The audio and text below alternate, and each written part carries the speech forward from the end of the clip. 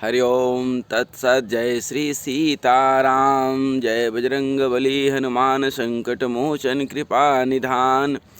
यूँ तो श्री रामचरितमानस का हर एक चौपाई ही क्यों, हर एक शब्द अपने आप में मंत्र है। पढ़ने के दौरान कहीं कहीं व्यक्ति सोचने के लिए मजबूर हो जाता है, कितना गूढ़ अर्थ तुलसीदास जी ने रच दिए हैं, जो जीवन को सार्थक करते, जीवंत करते दिखते हैं।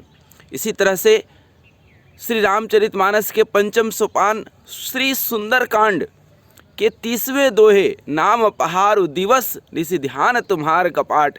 जब यह दोहा है, जब माता सीता को दुष्ट रावण हर करके लंका के अशोक वाटिका में छिपा देता है और वहाँ माता सीता जी अपनी करुण वेदना हनुमान जी को सुना रही हैं। कब? जब हनुमान जी ने पूरी लंका को उल्टी पलटी लंका जारी, जब लंका में सीता जी के खोज के लिए हनुमान जी जाते हैं और विवश होकर के उनको लंका जलाना पड़ता है, और आगे जब जा कर के माता सीता जी से पूछते हैं कि आप कुछ संदेश देना चाहती हैं, कुछ जिस तरह से भगवान श्री राम ने अंगूठी दिया था, उसी तरह से माता सीता जी ने चूड़ामणि उतार तब दीन्ही, चूड़ामणि उतार करके हनुमान जी को पहचान के रूप में देती हैं और कुछ संदेश देती हैं। और यही संदेश हनुमान जी प्रभु श्री राम जी को सुना रहे हैं। क्या सुना रहे हैं? कि सीता जी के प्राण क्यों नहीं गए?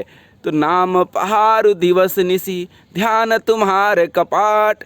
अब जहाँ पर 24 घंटा भगवान श्री राम का नाम मुख में हो, हर श्वास में भगवान श्री राम का नाम हो, आँखों से श्री राम का दर्शन हो, कान से श्री राम की आवाज़ आ रही हो, कहीं से भी कुछ भी सुने लेकिन आवाज़ क्या आ रही है? प्रभु श्री राम का कीर्तन। तो आखिर प्राण जाए तो जाए कैसे? प्राण जाने के लिए भी तो रास्ते चाहिए। आगे हनुमान जी कहते हैं कि सीता जी ने एक और बात कही। क्या? तो अनुज समेत गहऊँ प्रभु चरना। अब जब सीता जी हनुमान जी को बोल रही हैं कि हनुमान आप जा रहे हो, तो अनुज समेत अर्थात भाई लक्ष्मण समेत प्रभु का चरण वंदना मेरा कहना, प्रणाम कहना। अब हनुमान जी वहाँ रुक गए। ठीक वैसे ही जैसे मैं भी सोचने के लिए रुक गया कि आखिर माता सीता जी जब प्रभु श्री राम को प्रणाम कर रही है, वहाँ तक तो सही है, वहाँ तक बिल्कुल उचित भी है, सामाजिक व्यवहार भी है कि एक धर्म पत्नी अपने पति को प्रणाम करे। लेकिन देवर और वो भी छोटे लक्ष्मण भाई को क्यों चरण पकड़ करके प्रणाम करना? हनुमान जी ने आखिरकार रहा नहीं गया, पूछ लिए कि माता, श्री राम जी तो समझ में आ रहे हैं कि वो प्रभु हैं, साक्षात पार ब्रह्म परमेश्वर हैं और आपके पति भी हैं, लेकिन भाई लक्ष्मण वह तो आपके अनुज हैं, आपसे छोटे हैं। आप प्रभु श्री राम को प्रणाम करती हैं, ये तो समझ में आता है, लेकिन भाई लक्ष्मण को क्यों प्रणाम करना? वो तो आपसे छोटे हैं। माता सीता जी ने जो बात कही वह हमारे भी दिल को लगी, आपके भी दिल में यह उतरना चाहिए। समझिएगा इस चीज़ को कि व्यक्ति अपने लक्ष्य से भटकता है तो उसकी क्या दशा और दुर्दशा होती है। ध्यान दीजिए, माता सीता जी कहती हैं कि जिस समय हम लोग वन गमन के लिए अयोध्या से निकले थे, तो हमने और लक्ष्मण ने, हम दोनों ने ये शपथ लिया था कि हमारे मार्गदर्शक प्रभु श्री राम ही होंगे, क्योंकि वनवास तो असल में प्रभु श्री राम को ही मिला था। हम लोग तो उनके सहयोग के लिए, और प्रभु श्री राम ज्ञान के प्रतीक हैं, भाई लक्ष्मण वैराग्य के प्रतीक हैं और माता सीता भक्ति के प्रतीक है। ज्ञान के बिना भक्ति और वैराग्य रह नहीं सकते हैं। ये भी एक यहाँ पर भाषा मिलता है, एक स्पष्टीकरण मिलता है। इसलिए ज्ञान और वैराग्य, ज्ञान भक्ति और वैराग्य ज्ञान के पीछे पीछे जा रहे हैं। दोनों ने संकल्प लिया, भाई लक्ष्मण ने और माता सीता ने, कि हमारे पथ प्रदर्शक, सन्मार्ग पर प्रेरित करने वाले प्रभु श्री राम होंगे और हम दोनों का चरणों का, हम दोनों का नज़र, हम दोनों का ध्यान प्रभु श्री राम के चरणों पर रहना चाहिए। जिसके आचरण सही हो उसके चरण पर नज़र होना चाहिए। कई बार हम लोग पैर छूकर किसी का प्रणाम करते हैं, ये बहुत बड़ा वैज्ञानिक तथ्य है, करना चाहिए, लेकिन किसका चरण पकड़ना चाहिए? जिसका आचरण सही हो। ये आचरण सही नहीं है, यदि चरित्रहीन है, उसका पैर छुएंगे तो उल्टा पाप लगेगा पुण्य के जगह पर। तो आगे बढ़ें।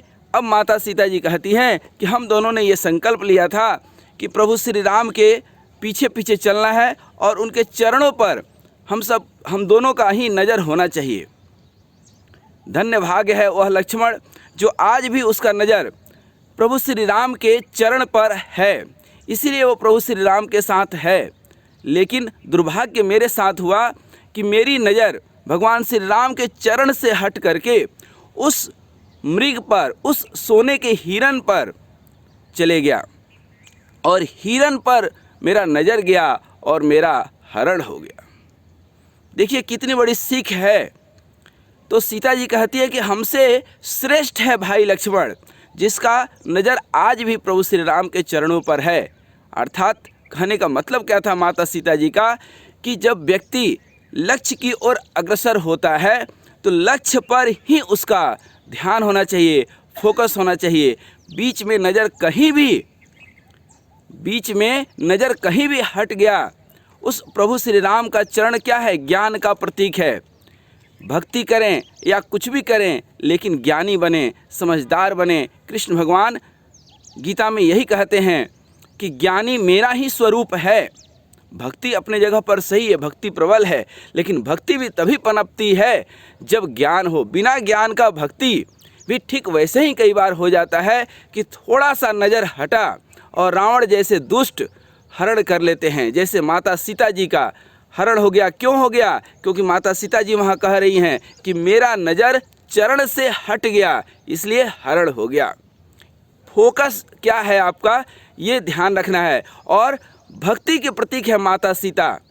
और कहाँ चली गई? माया नगरी में। लंका क्या है? माया नगरी है, जहाँ पर भक्ति नाम की कोई चीज़ नहीं है, जहाँ पर सज्जनता नहीं है। वो तो गलती से भाई विभीषण रह रहे हैं। कैसे रह रहे हैं?